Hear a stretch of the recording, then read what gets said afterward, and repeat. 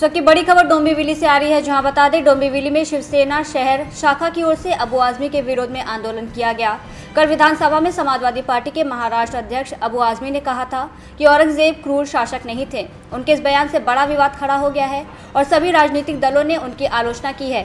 आजमी ने कहा था औरंगजेब ने कई मंदिर बनवाए। वाराणसी में उन्होंने एक हिंदू बच्ची को एक पुजारी से बचाया जिसकी उस पर बुरी नज़र थी।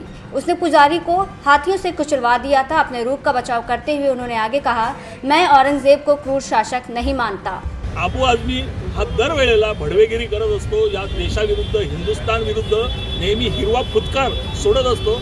या हिरव्याला ठेचून काढायला पाहिजे। काल सुद्धा त्यांनी असंच एक वाक्य बोललं की या हिंदुस्थानचा जो वैरी आहे औरंगजेब हा चांगला प्रशासक होता। हा कसा काय चांगला प्रशासक होता?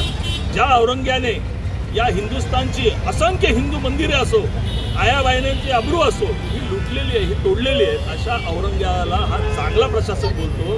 आणि तो बोलतो त्याच्या काळी जीडीपी 24% होता, 24 होता।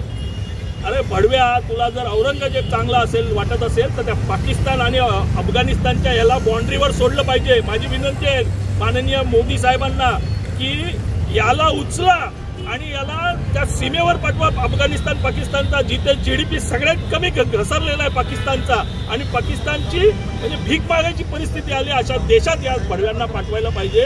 असा हा अबू आजमी हा नको आहे। विधानसभेत सुद्धा याला उठाबशा काढायला लावा।